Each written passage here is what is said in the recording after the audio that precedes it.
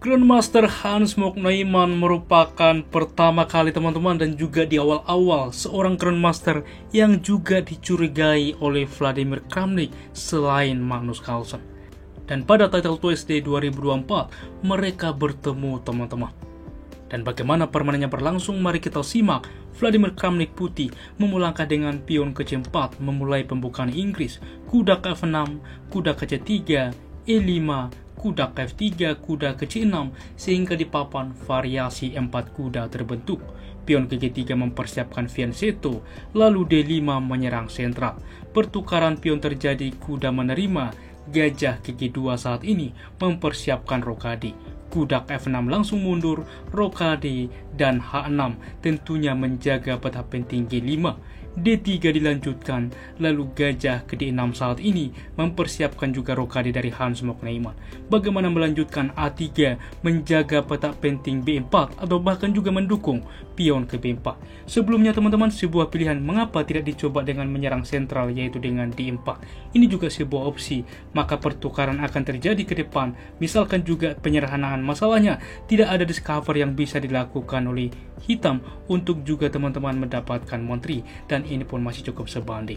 Oleh sebab itulah Vladimir Kramnik memilih dengan A3, maka berlanjut A5 tentunya mencegah pion ke B4.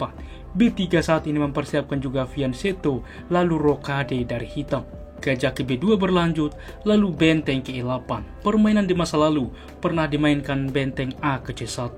Namun pada kesempatan ini Vladimir Kramnik memilih kuda ke D2, dan ini adalah langkah novelty, di mana setelah langkah ke-12 ini kita memiliki partai yang baru dengan tujuan dan ide ke depan mungkin bermanuver untuk juga menyerang sentral dan juga membuka diagonal gajah. Yang jadi pertanyaan, bagaimana Hans-Mok Neumann merespon? Gajah ke E6 juga pengembangan dimainkan, ke depan dapat juga mengaktifkan menteri, menghubungkan benteng satu sama lain. E3 berlanjut, dan menteri juga langsung ke D7, berencana menukarkan diagonal gajah ke depan untuk juga mengancam sayap raja.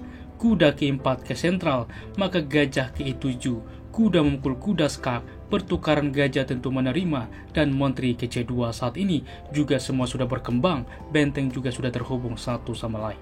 Benteng A ke D8 sentralisasi benteng, benteng ke D1 mensupport, dan gajah ke H3 fokus rencana. Kuda ke D5 langsung juga menyerang gajah. Di sini gajah memukul gajah. Tentunya apabila langsung juga raja menerima gajah, maka kuda akan tumbang. Terlebih dahulu cukup menarik tentunya bahwa kuda memukul gajah tempo skak, membuat pion bertumpuk, barulah raja memukul gajah. Berlanjut dengan benteng ke-6 saat ini bermanuver ke depan menumpuk juga di file D, sehingga seakan-akan membentuk Alehingan. Pion ke D4 berlanjut menyerang sentral, dan benteng ke D6 fokus rencana. Benteng ke C1, maka pertukaran pion terjadi. Gajah menerima simplifikasi, kuda menerima gajah, benteng menerima, dan benteng memukul benteng. Pion menerima apabila pion ini langsung diterima, tentunya pion yang ada di C7 juga tumbang, sehingga terlebih dahulu melakukan skak. Raja berpindah, baru C6 terlebih dahulu, baru langkah selanjutnya untuk juga mengancam pion sentral D4. Menteri ke D2 juga selain mensupport pion, juga langsung mengancam salah satunya. Semisal diterima pion ini, masalahnya pion A5 juga tumbang. Oleh sebab itulah di dalam posisi seperti ini, karena pion A5 masih disupport, maka dilindungilah pion yang ada di H6 dengan raja ke G7. Menteri ke C3 dilanjutkan, lalu tentunya berlanjut dengan benteng ke E8. B4 berlanjut, A4 tidak menerima, dan menteri ke D2 saat ini. Benteng ke-4 sentralisasi juga mengancam pion. Di sini benteng ke D1 mensupport juga pion. Sebuah pilihan yang menarik. Menteri ke B3 ditemukan oleh Hans-Mok Neumann mengancam juga pion. Waktu juga sudah mulai krisis tentunya. Menteri ke C1 melindungi pion. Benteng ke E2, di mana ke depan dengan ide menteri akan bermanuver ke F3, ancaman juga skakmat ke depan, sehingga benteng ke F1 mensupport teman-teman. Dan kita lihat saat ini bagaimana waktu dari Kramnik 12 juga detik. Benteng ke-4 dimainkan, dan langsung menteri juga ke D2, dan ini kesalahan. Tetapi sejatinya andaikan ditemukan menteri Menteri KA1 cukup logis, tetapi juga hitam pastinya akan juga memiliki waktu yang cukup banyak teman-teman. Di sini dapat ia mainkan Menteri KF3. Semisal Menteri KB2 melindungi baris kedua, benteng KE2 saat ini mengancam Menteri. Setelah Menteri kembali, benteng KD2 saat ini mencegah Menteri. Apa yang wajib dimainkan H4 misalkan, benteng KD3 dipastikan pion juga akan tumbang teman-teman. Sangat-sangat menarik bagaimana kemungkinan yang terjadi, dan kita kembali di posisi ini dimainkan tentunya yaitu dengan Menteri KD2. Dengan Menteri KD2 secara bar komputer pun menunjukkan bahwa hitam sudah unggul, maka dieksekusilah Menteri menerima pion saat ini, membuat pion file A untuk bebas promosi. Benteng KB1 lalu Menteri KF3, di mana dengan ide ke depan untuk mengusir juga Menteri sehingga baris kedua ini dikuasai oleh hitam, ancaman juga skakmat ke depan. Benteng F1 mensupport pion F2, maka A3 mempersiapkan promosi. B5 saat ini dimana mengorbankan pion supaya D5 mempromosikan juga kembali, maka benteng KE2 saat ini teman-teman, Menteri ke D4. Lalu setelah Menteri ke-4 percaya atau tidak, di sini juga bahwa Vladimir Kramnik menyerah setelah langkah ke-39. Selain tentunya posisi hitam unggul, bahwa waktu dari Kramnik juga habis teman-teman. Dan apabila dilanjutkan, kira-kira ada dua respon yang cukup logis. Yang pertama, benteng ke D1, masalahnya pertukaran menteri terjadi, dilakukan skak raja menghindar, maka A2 satu petak lagi menuju petak promosi.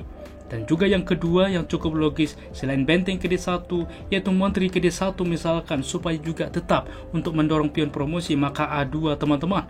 D6 benteng KB2 ke depan untuk juga KB1 mengancam, maka D7 misalkan benteng KB1 promosi. Di sini juga hitam dapat promosi, pertukaran terjadi teman-teman, maka menteri memukul benteng skak, raja berpindah B4, maka dengan keunggulan pion ini akan bebas ke depan promosi. Di sini pun hitam lebih unggul, dan juga ke depan cukup mudah bagi Hans Mok Neyman skala Super Grandmaster untuk memanage memenangkan permainan. Luar biasa tentunya bagaimana duel yang terjadi, dan bagaimana menurut Anda teman-teman? Apakah ada kemungkinan di dalam permainan ini Hans Mok Neyman melakukan kecurangan? Coba vote di kolom komentar, karena juga Vladimir Kramnik memiliki misi teman-teman, menghantar atau memburu para pelaku curang di dunia online, khususnya catur tentunya yang sangat rentan saat ini. Berikut adalah tingkat akurasinya.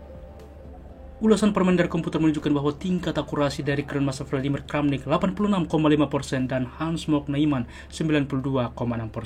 Demikian ulasan catur hari ini. Jika suka, please like, komen, dan juga subscribe yang membuat kami semakin bersemangat lagi di dalam mengupdate konten catur mereka lainnya. Catur Yas Indonesia Jaya, terima kasih sudah menonton. Sampai jumpa di video berikutnya. Keep sharing and keep loving. Bye-bye.